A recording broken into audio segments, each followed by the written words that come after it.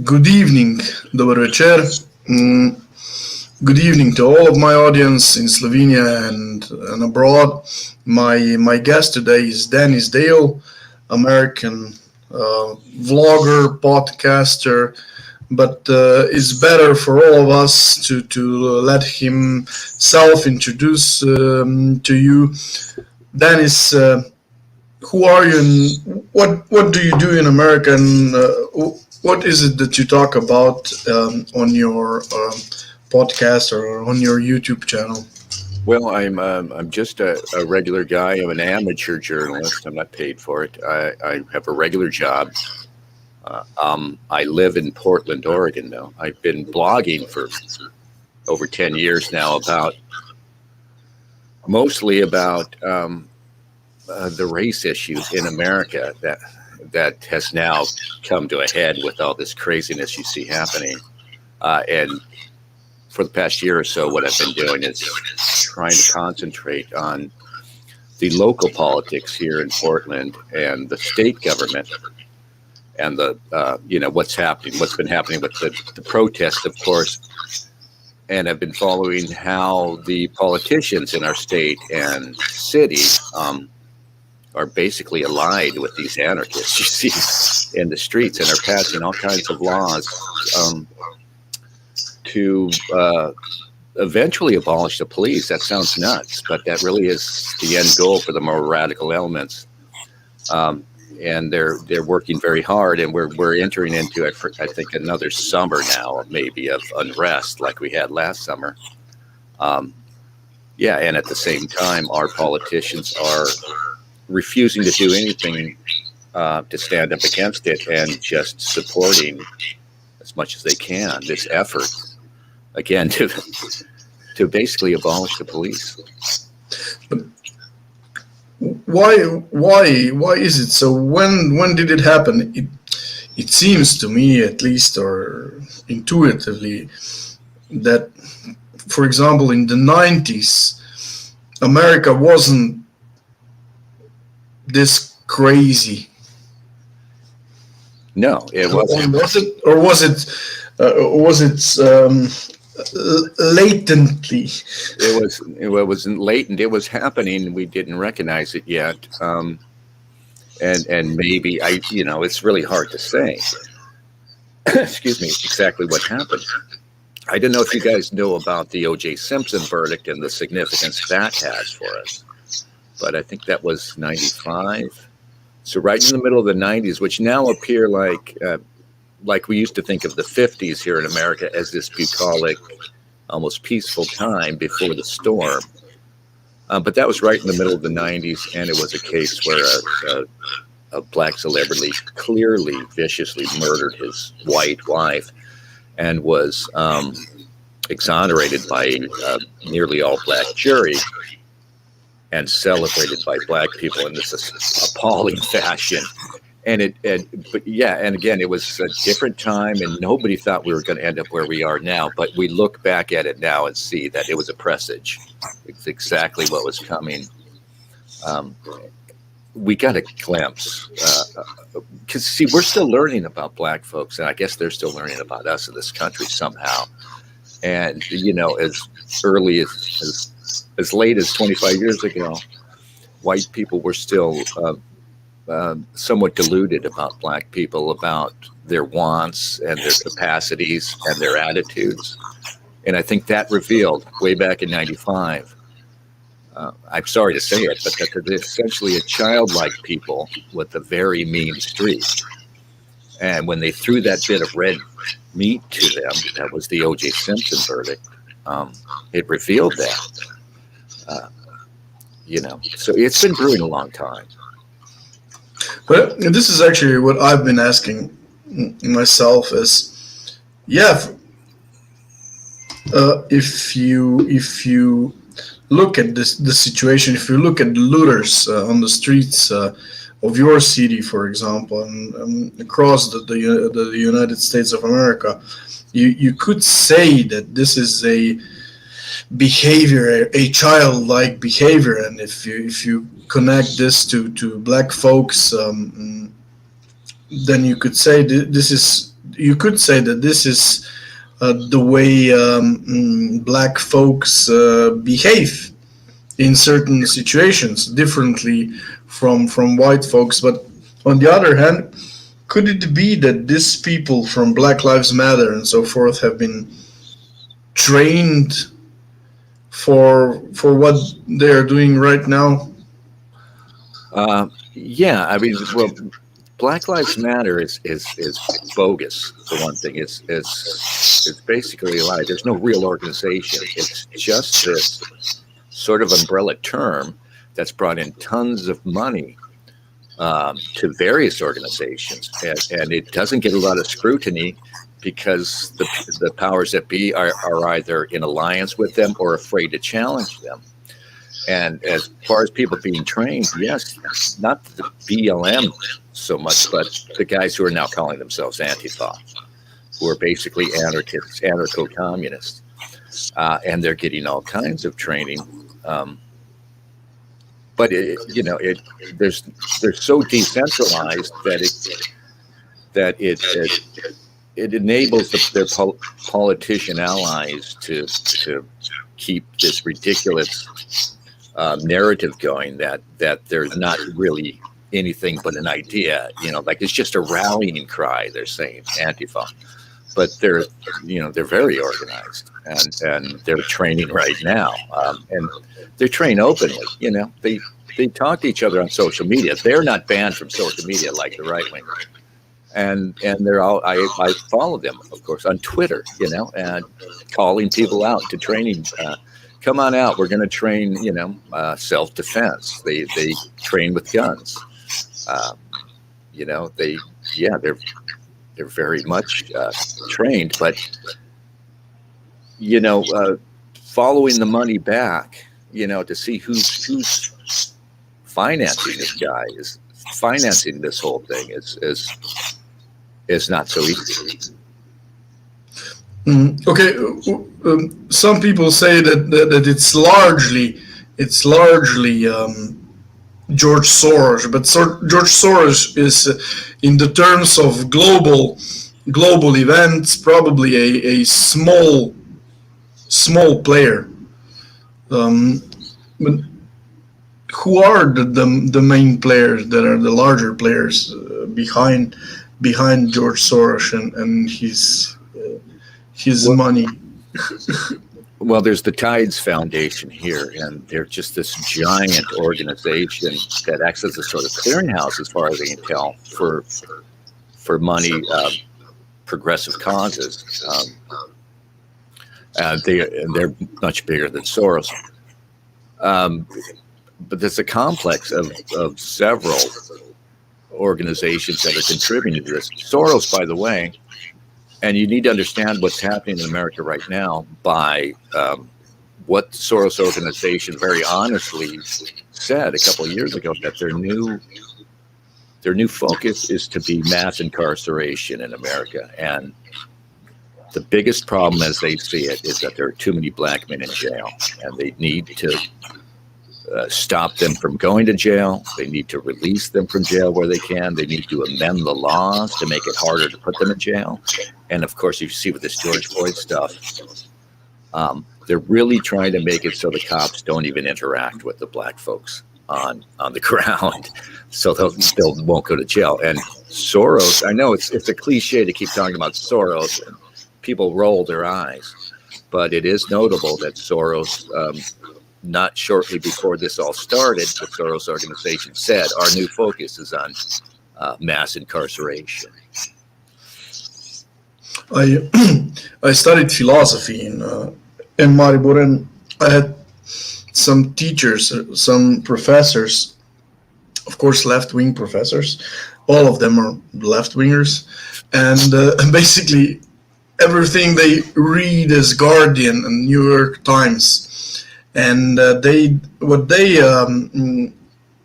opinion, which is not their opinion, it's New York Times' opinion, or Democratic Party opinion, is that, I don't know, a couple of decades ago, FBI planted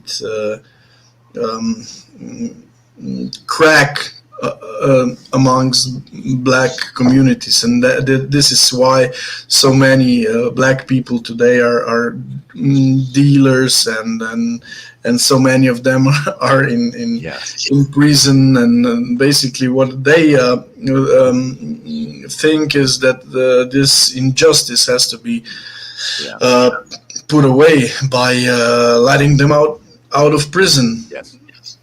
And they basically believe that everything will be fine after that, or they don't care. They basically believe that it's okay for criminals to be let out of prison, and then hey, whatever happens, it will be justice. Yes, that's exactly where they are, and it's happening right now. It's been almost a year now. Keep in mind that this city of mine has been kind of run by Antifa in a bit, right? And they immediately started defunding, taking money away from the police, and taking police out of.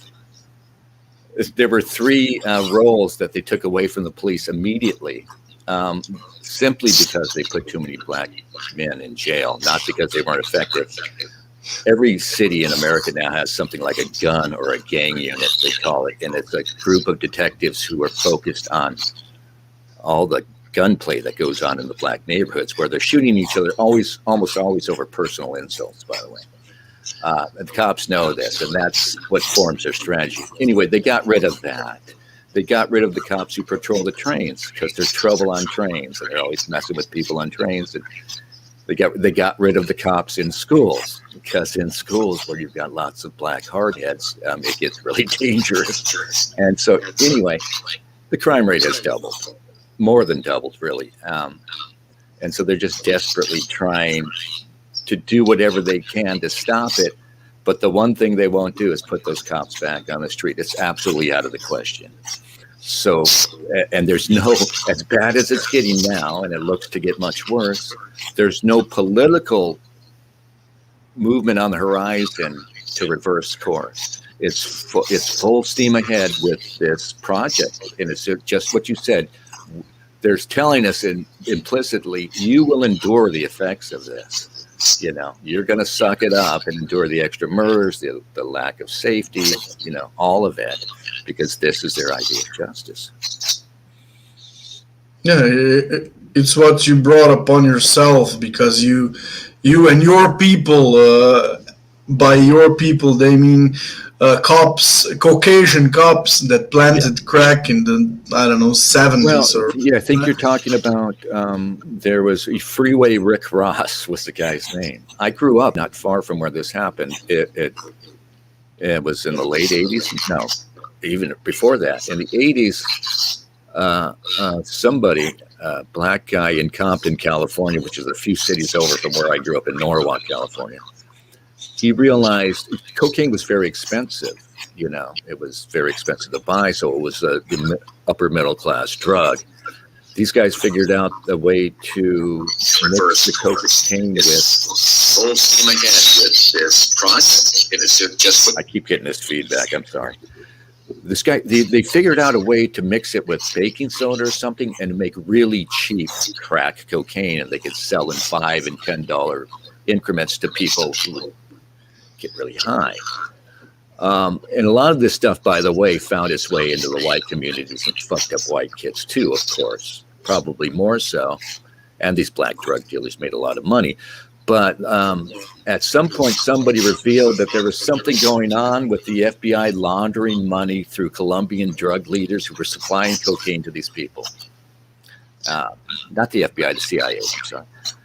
And out of that, they've created this whole narrative that this whole problem of, you know, which is still there, obviously, of drug use and sales and violence around it, that it's all because of that.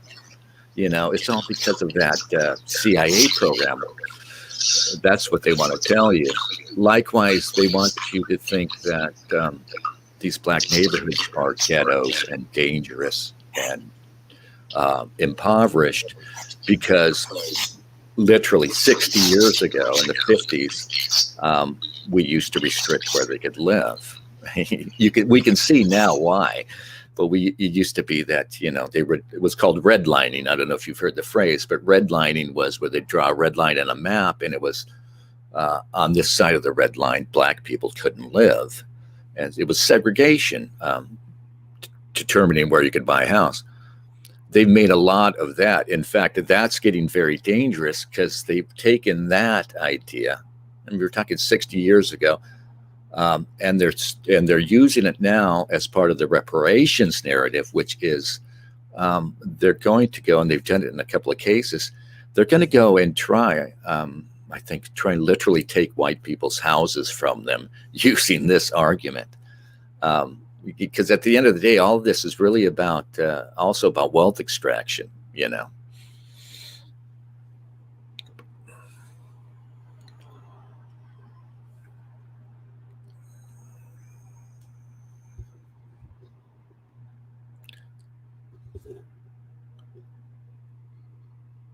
You're muted. You're muted, my friend.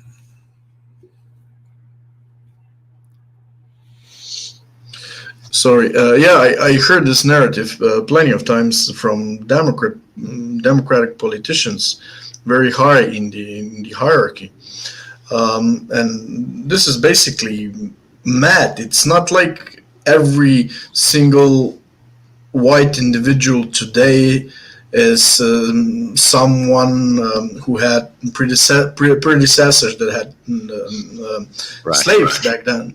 How many whites did even have slaves? That's a good question.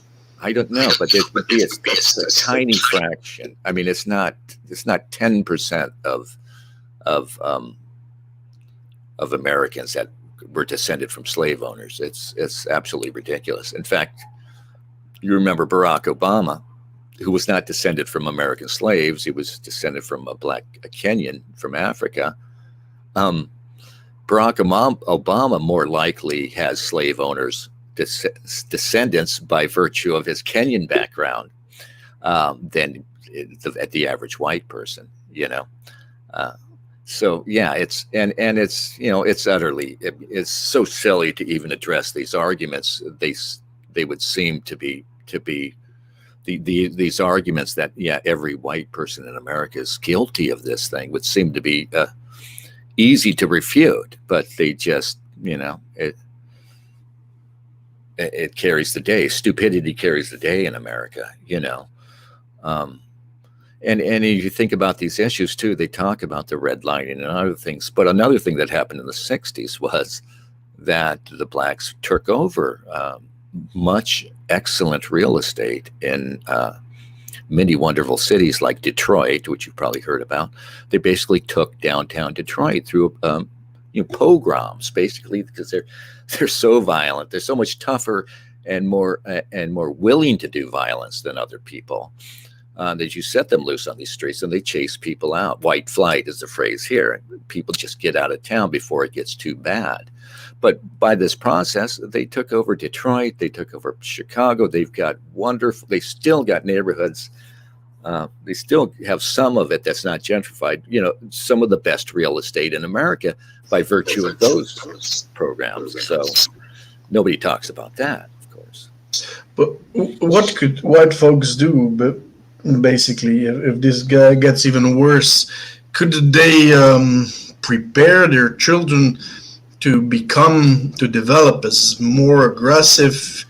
Could they buy guns to their children to train them how to shoot, how to use knives, how to, I don't know, get them into boxing and martial arts? This is basically what white folks will have to consider sooner or later, isn't it? I mean, it sounds crazy from the position of a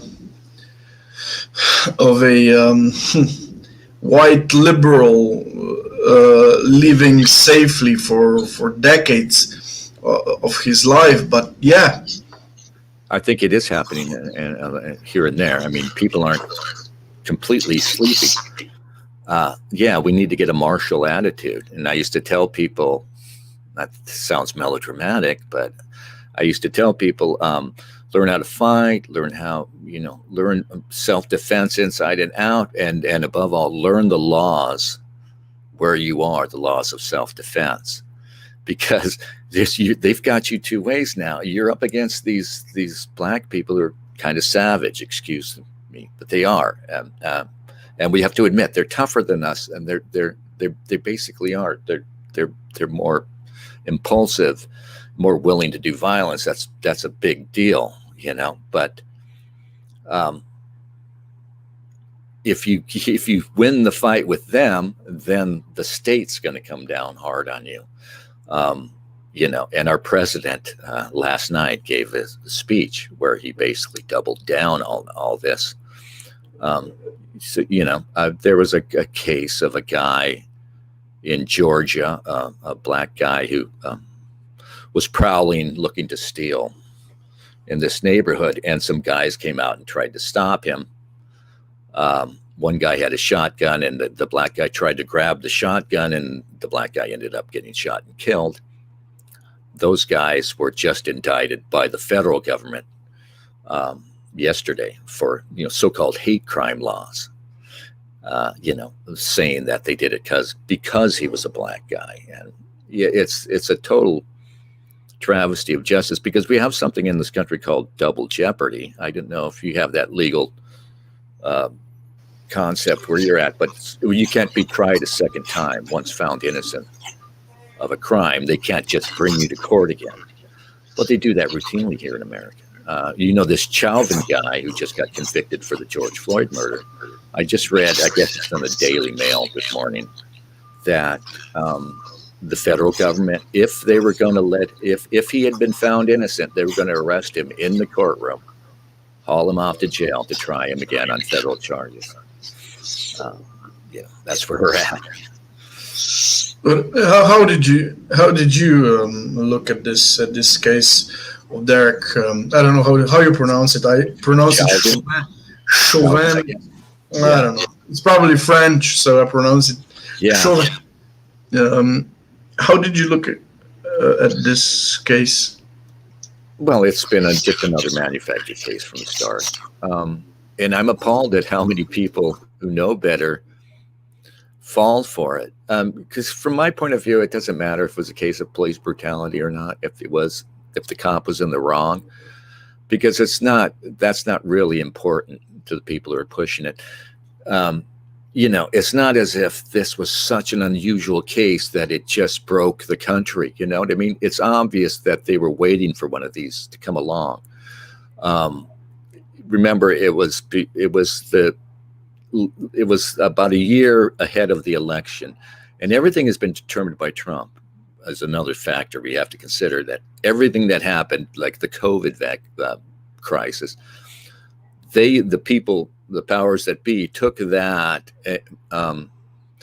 everything they viewed as how do we play this against Trump, really. And so I think they were looking for this big so-called civil rights case, this big George Floyd case. In fact, that guy I mentioned before, Ahmaud Arbery, they tried to make a big deal out of his case, but it wasn't quite as appealing, And then they got this George Floyd situation, and they had that video of the cop supposedly kneeling on his neck for 9 minutes. That one seemed to hit. And they just pushed it. You know what I mean? And they just pushed it full bore. And I'm not sure the people behind this even knew what they would accomplish. But to me, it doesn't even matter if it was a case. I mean, the argument we should be having in a place like Portland is, even if those police in Minneapolis were the worst, most evil people in the world, why would that mean that we need to turn our police department upside down? You know what I mean? It's like hearing a case of some doctor somewhere who was, some evil doctor who was the worst doctor in the world. Okay, let's go to our local hospital and round up our doctors because medicine is evil and wrong. You know what I mean? It's that stupid. But nobody's, the black angle has proven so, this term cultural Marxism is apt, because the black demagoguery via black so-called suffering or repression is proven so effective. And people ask, people especially from outside the country, Why, Dennis? Why is it I don't know anything other than that this white fascination with black people, for one thing, uh, has proven that there's such an effective means of demagoguery, using black so-called oppression, and that's really the only reason. At the end of the day, I mean, the people who are behind all this shit don't really care about any of us, and they don't care about black people in particular either. But it's just, this is like kryptonite to them, using this, and they just keep going back to it. It's like a couple of years ago, they were trying to make it all about trans people. Remember, it's all about the gays and trans, and that's the big thing now. That didn't really seem to work, though. I think it didn't have the legs, as they say. Yeah, it's people from Slovenia would very often say that Americans are stupid, and I would ask them, okay, how many times have you been to America? Where do you know this from? Have you? Are you saying this according to the average IQ information? What information do you base this supposition on? And of course, they don't know where from they get this. They get this from movies, where you have okay, there are probably some areas of America where very fat Latinos live and they seem very stupid and and so forth, but yeah, they get this from the movies. Do you remember that movie? I think it was called Idiocracy. Yeah, Idiocracy. Idiocracy, yeah, and it's basically where the white folks were presented as really stupid ones in America, and black folks are presented very positively. Jewish people are presented very positively. Latinos are presented very positively. But if you're an Anglo-Saxon or German or from European descent, of whatever European descent, then you don't have very positive feelings about yourself if you watch the Hollywood movies for the last couple of decades. Would you agree to it? Yeah. No, it's been deliberate. It's been a deliberate campaign to bring down the white male heterosexual. It's cliche to point it out, but it's I don't know how to explain it other than there's all this resentment out there. There are all the non-whites who resent the achievements of the whites. They resent, and this is human nature, perhaps. Anybody's going to resent living in somebody else's world. It's not a world designed by and for black people. It's not a world designed by and for the Hispanics. And I think, frankly, they're tired of hearing about our achievements, and they're tired of feeling inferior. And so a lot of this is about creating this whole false narrative that, the creation of civilization had just as much to do with you guys as it had to do with any white guys. In fact, white guys are probably holding things back. This is what they're basically telling us. I spoke to two American folks 2 years ago, both lawyers and very sophisticated and so forth.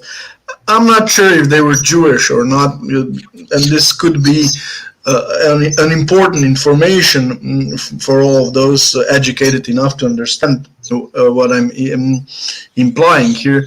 But yeah, they sounded basically as two white folks telling to me, a Slav in Slovenia, that it's righteous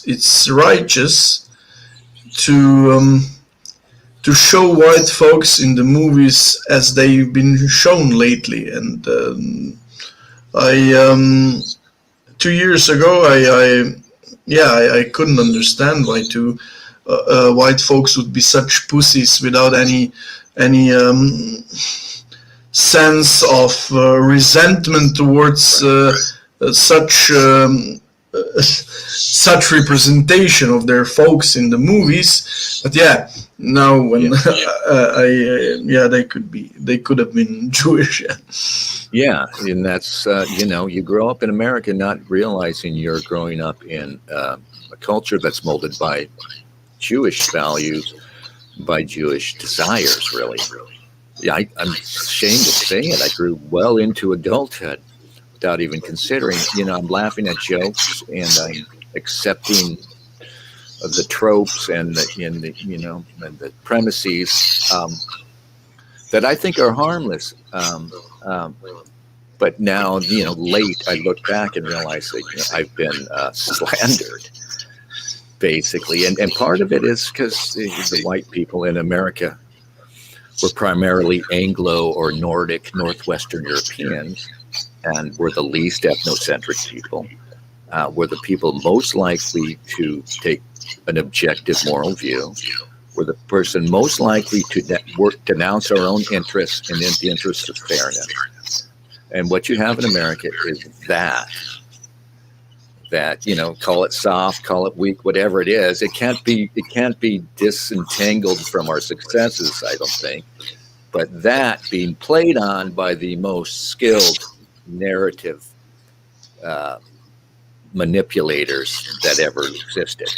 And I think you know what I'm talking about. Yeah.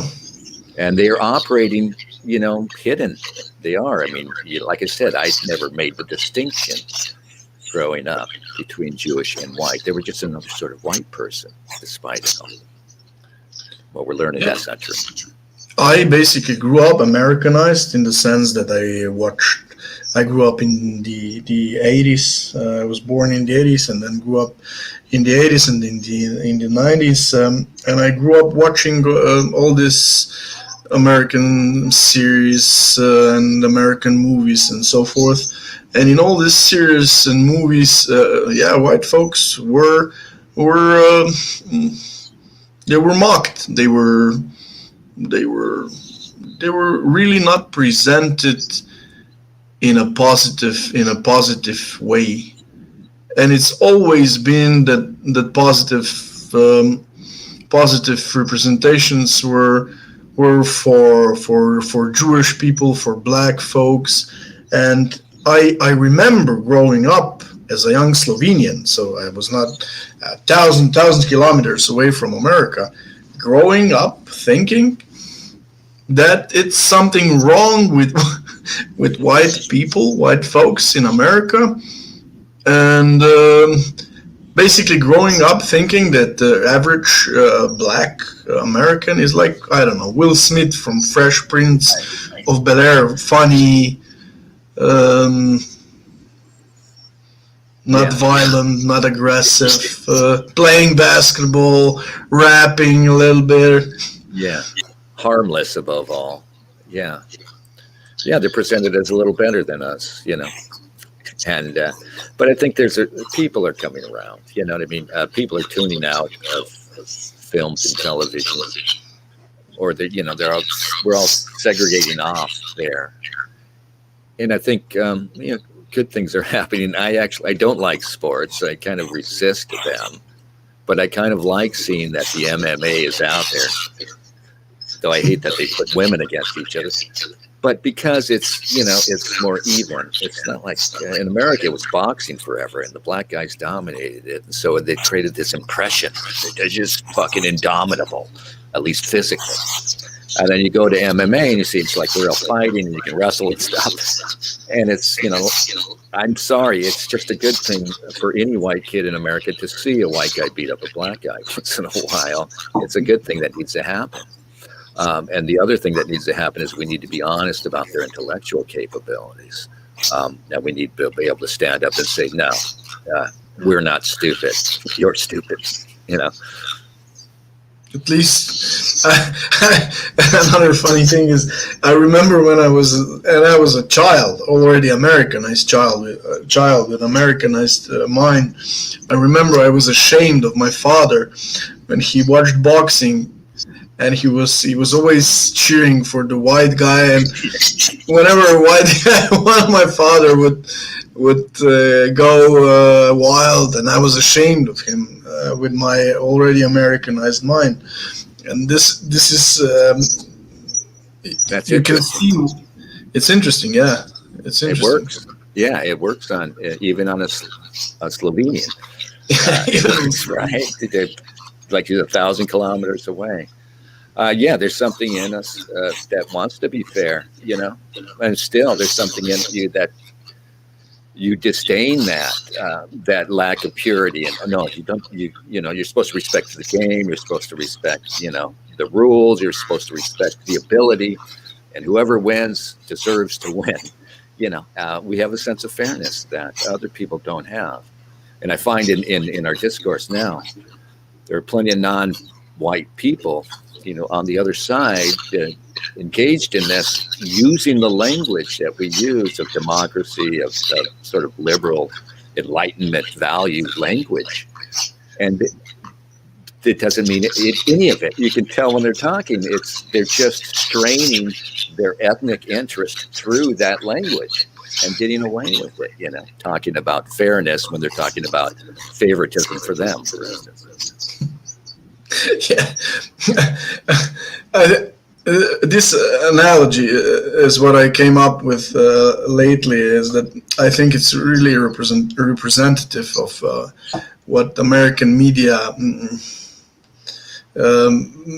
mainstream media pictures all about. It's I don't know, 5 aggressive black men from Black Lives Matter and Antifa meet a white guy, and they want to beat him up, and the white guy says, no, I'm not white, I'm Jewish, he's white. And they go and meet another true white guy, and he says, okay, you can beat me up, but I would like to plead my right to fight one-on-one with everyone, and they just beat him up. 5 of them. This is what basically American media pictures all about. Yeah, well, the blacks don't particularly like the Jews. They've had a bust up before. In the 60s, it was the same story. It was energetic, ambitious Jews leading these movements that were, and again, like I said, it's like kryptonite, the black cause. And they found that, we had a war. We had the Vietnam War, a very unpopular war in the U.S. When they started drawing down, that started sapping the energy out of the whole 60s movement. And they needed something with more legs. And they went to black civil rights. And we've never gotten rid of it since. But of course, there was a bust up at the end where the blacks started resenting the Jews because they did everything. And it became obvious even to the blacks that they weren't running things, even their own cause.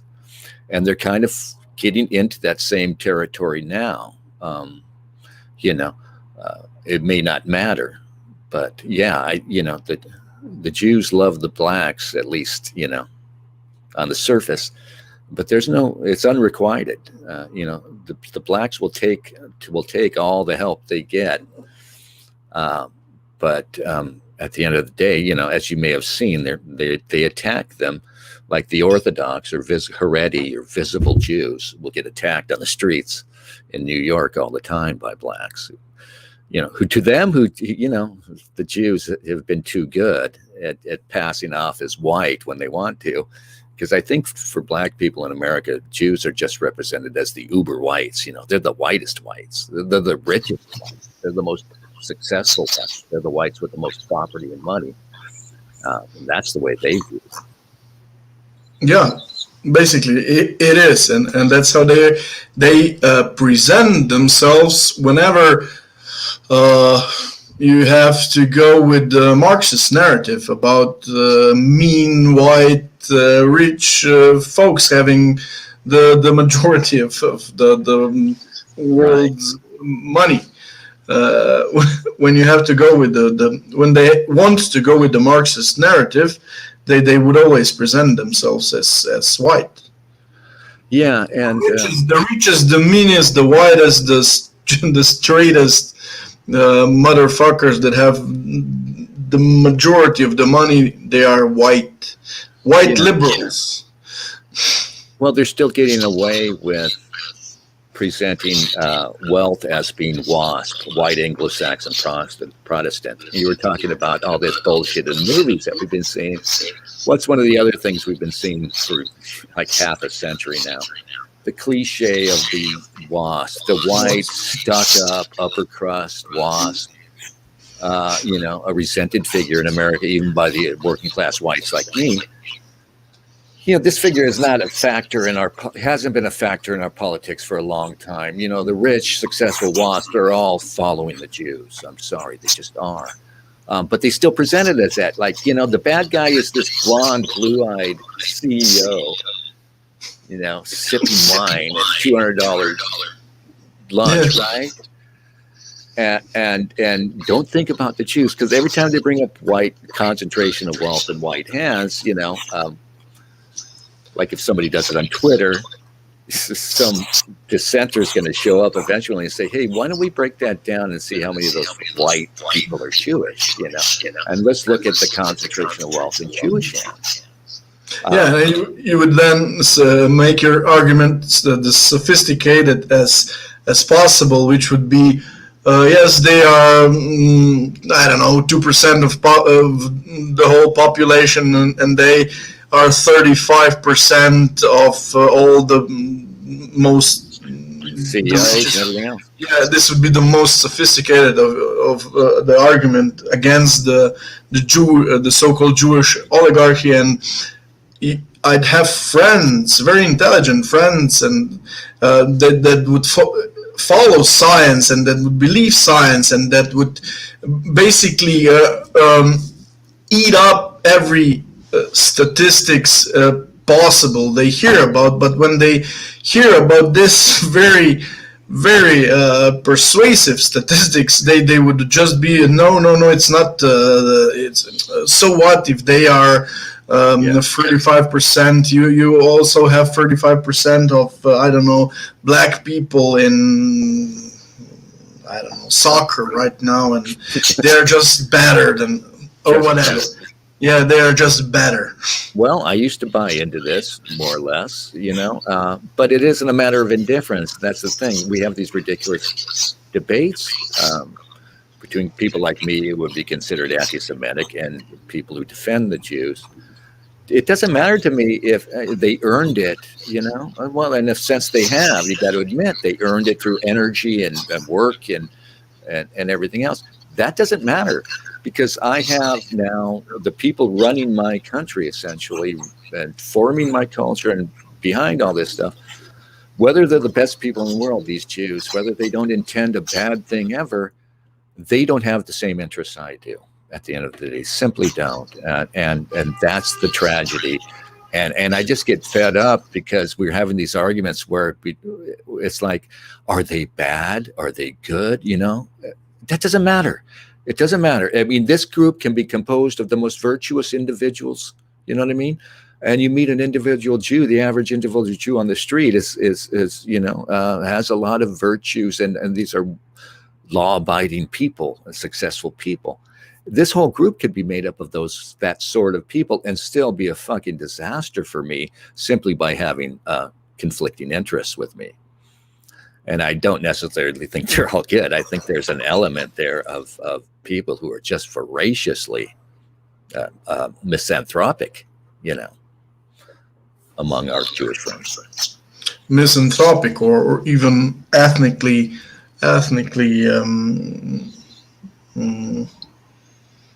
or they even hate Europeans. Yeah, as we're Solzhenitsyn. the blacks to them.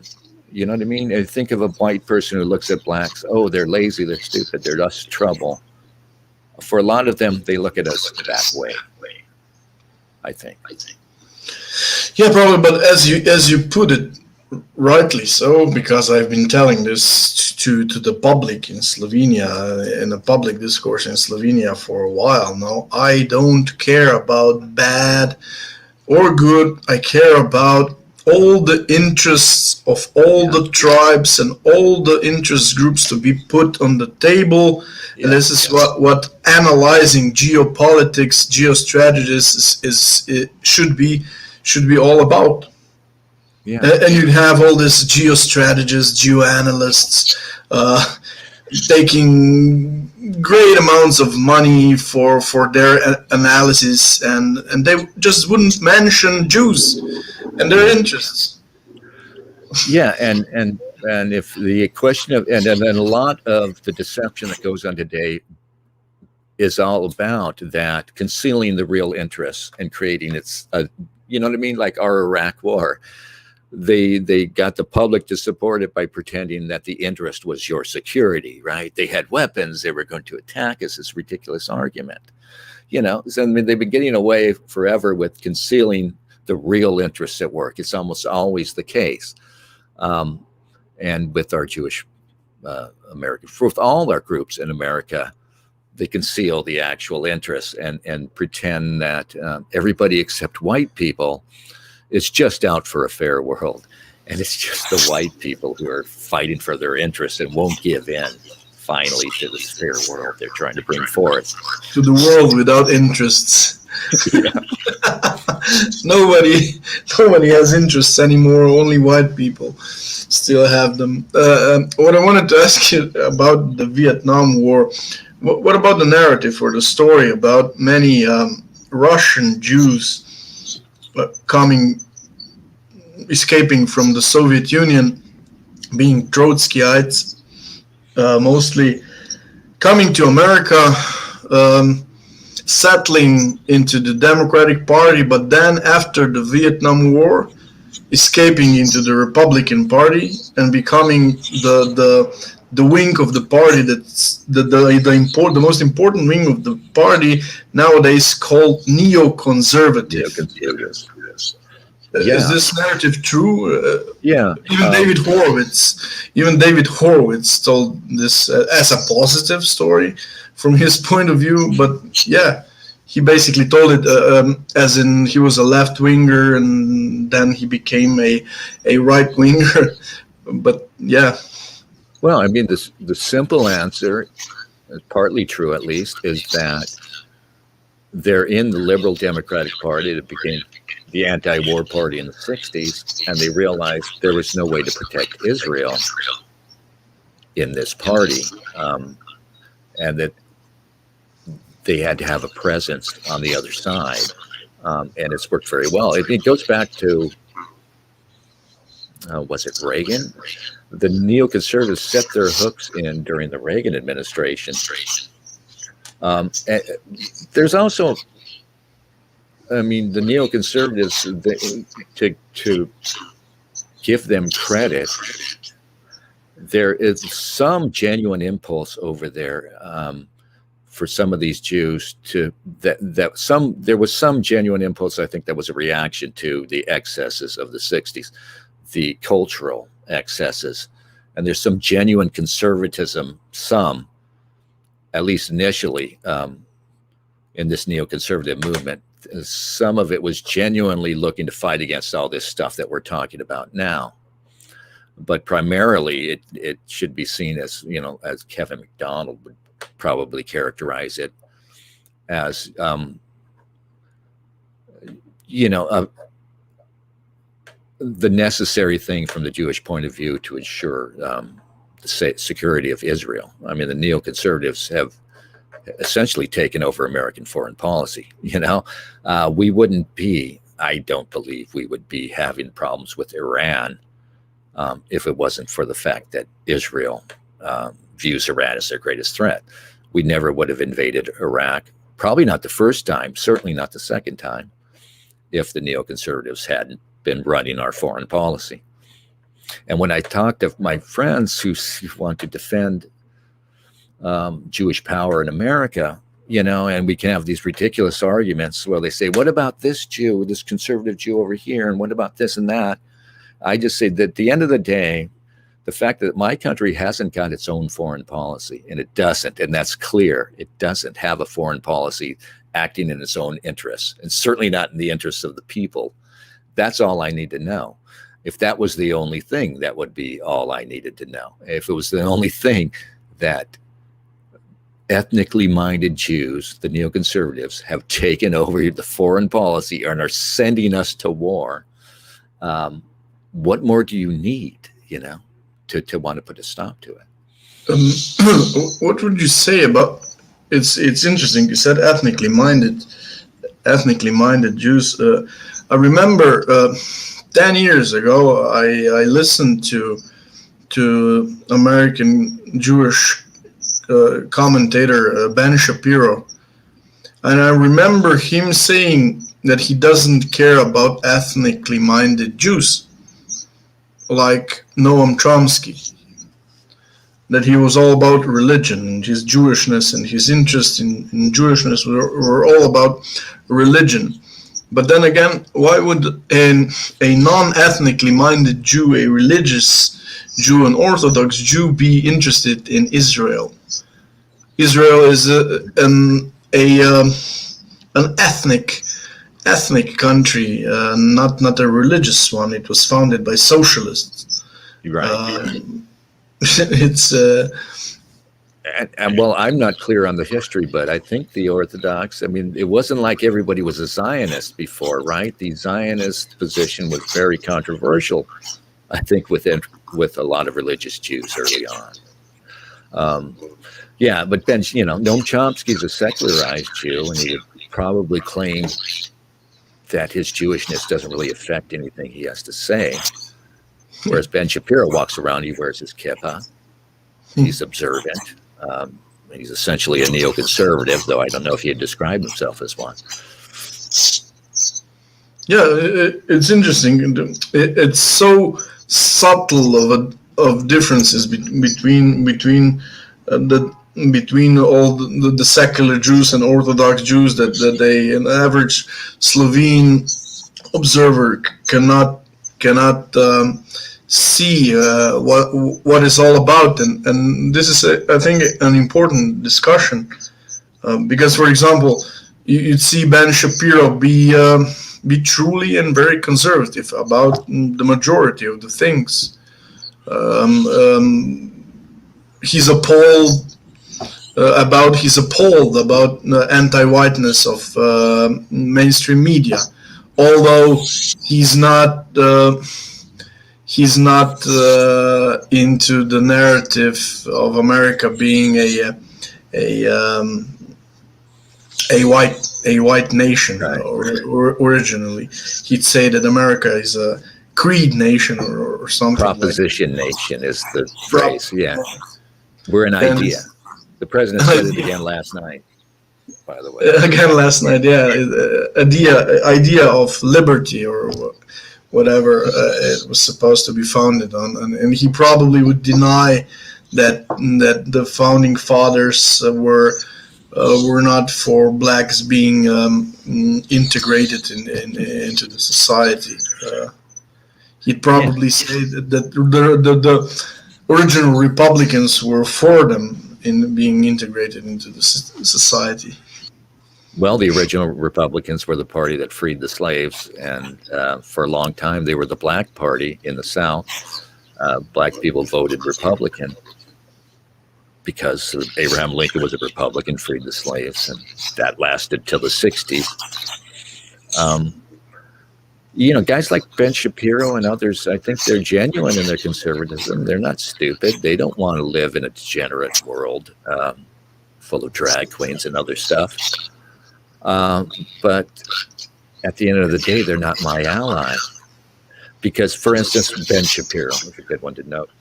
He was one of the guys who, when Trump came along in 2016, he rallied against him. Oh, no, we can't have this guy. Oh no, we can't have it. And Trump was just our clumsy attempt to fight back against this. Of course, it was very implicitly a sort of white movement. Implicitly a white response to all this shit, I think. And that's why they reacted as they have. But we're still in their reaction to Trump. Keep in mind, everything changed when Trump came along. They decided we're not going to play by the rules, any rules anymore. We're just going to pull out all the stops, not just to get rid of Trump, but to make sure he never happens again. That is, a genuine populist should not be allowed to rise again in America.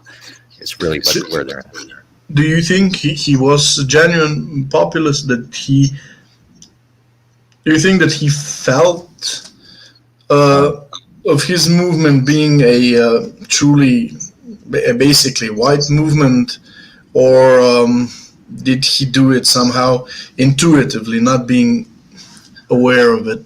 I think kind of half aware of what he was up to. I mean, he's not stupid, despite what people say. But he seems to hold these things loosely. He's been a nationalist, an economic nationalist, for a long time. I remember him making noises 20 plus years ago about Japan and economic competition. He's always had that strain. He's also always had a sort of common touch.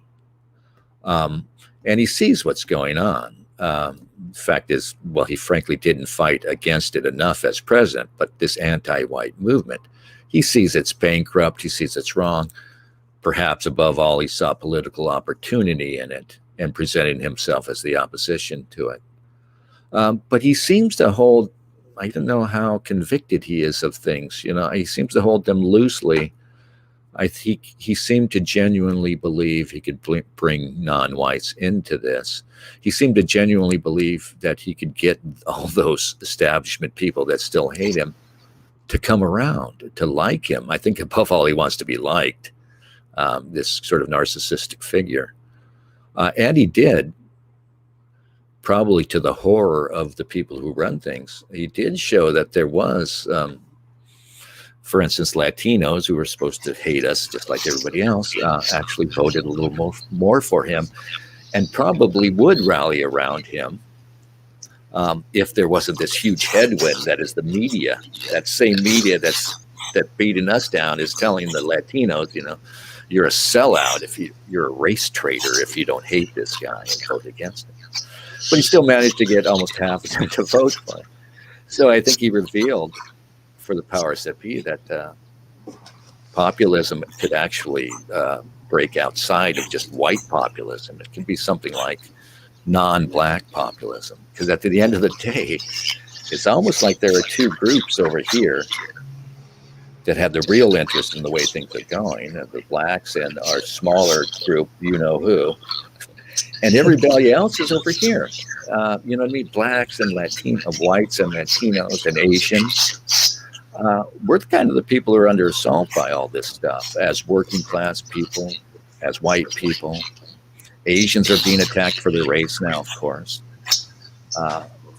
And there is potential, God help me, I would have never said this years ago, but there's potential for something like a multiracial populism if it could ever get past the sort of the barrier that is the media.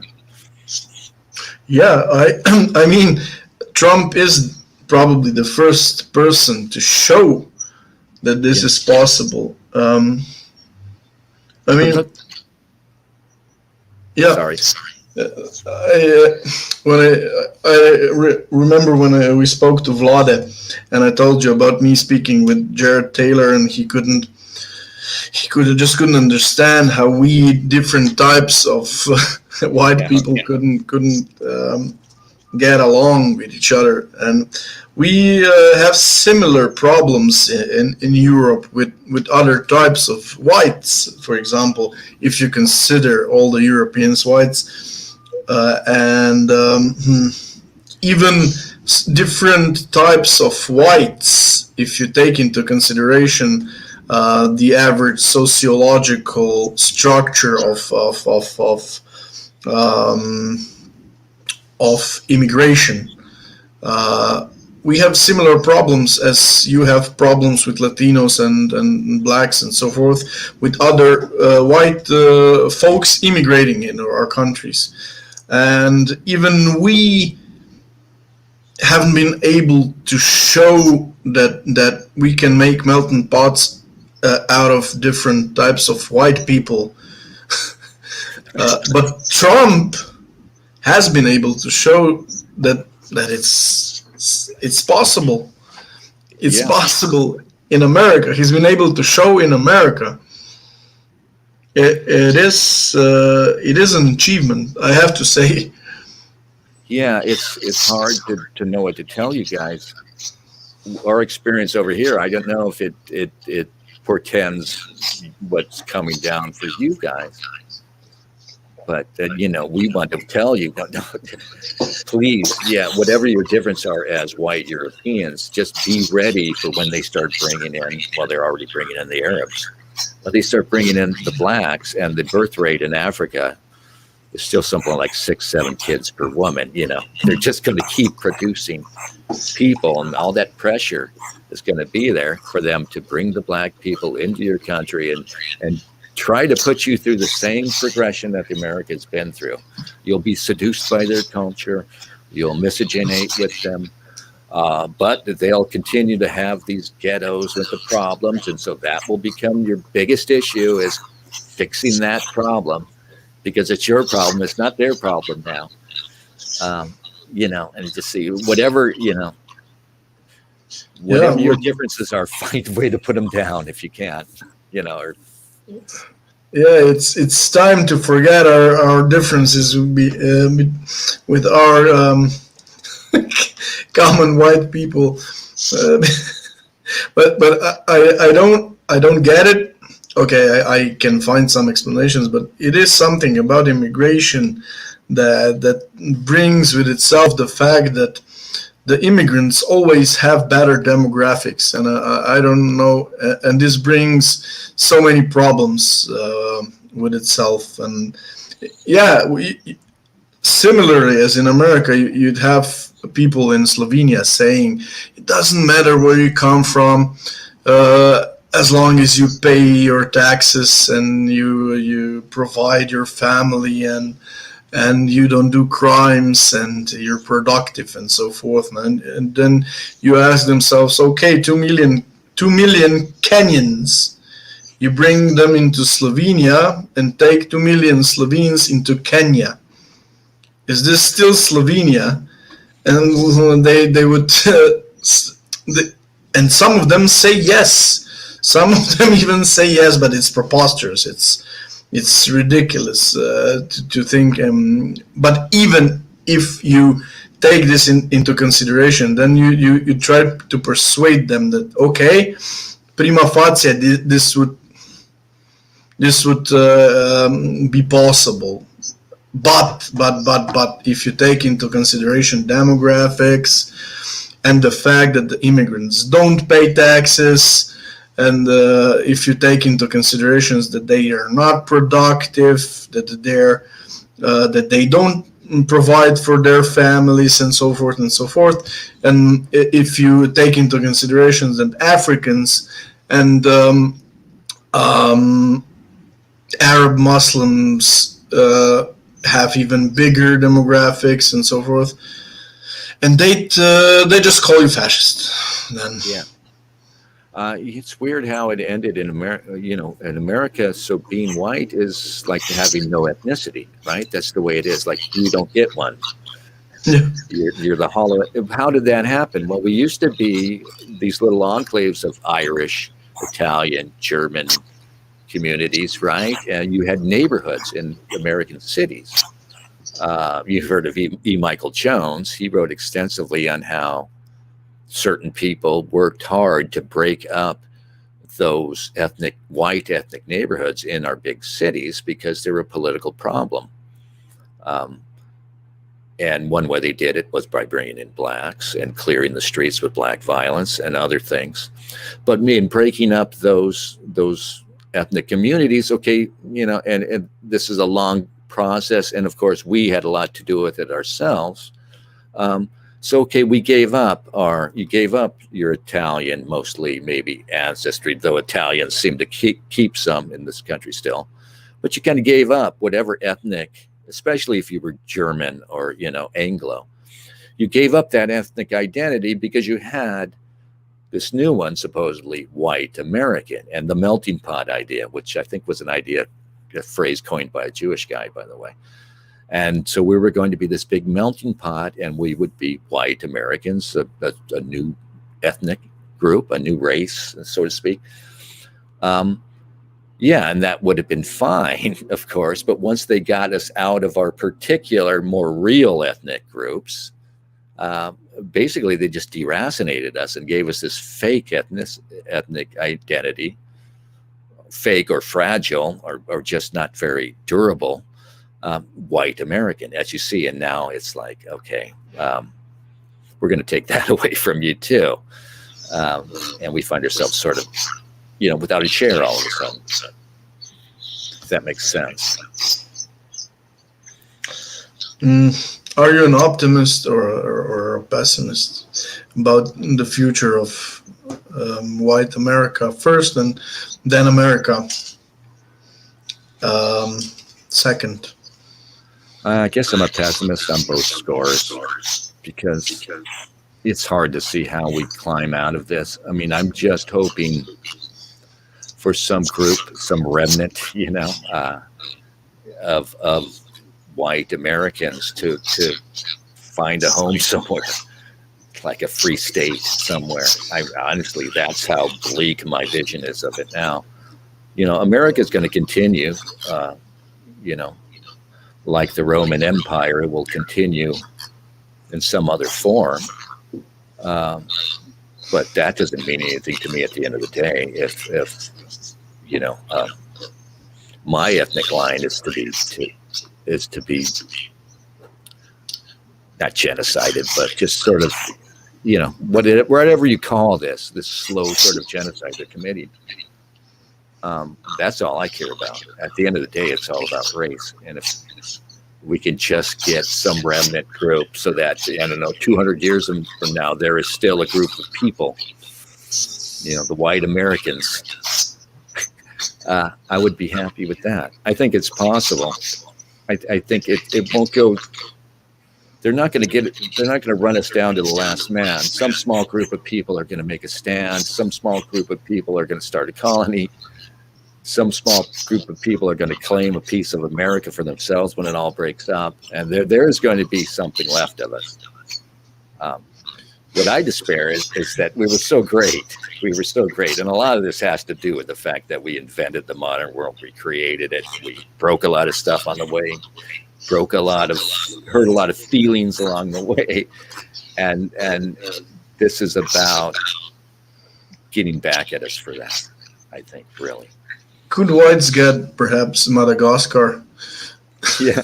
What's it like there? What's the weather like there? I don't know, but I heard, this is a speculation, I haven't checked this out, but supposedly the Nazis wanted to transfer Jews to Madagascar. Well, didn't they work with Zionists early on? I think I've seen something about that. This is the narrative that includes Nazis working with Zionists. And their first idea was supposedly Madagascar. Where's my Israel? That's what white Americans should be asking. Yeah, where's white American Israel? Yeah. I don't know how to explain it. I'm always embarrassed when I meet foreigners because this is inexplicable. How stupid, how weak are we to have let this happen? I don't have an answer yet. Me too. Sadly, me too. Dennis, thank you for a conversation today. Do you have any final thoughts? No, just thank you very much. It's really nice talking to you. Appreciate the time. Thank you. I appreciate your time too. I hope we can hear each other for the second conversation about some other topic. Definitely. Thank you, and thank you to all the audience and the comments, and have a good evening and good night, and for those in America, good day. All right.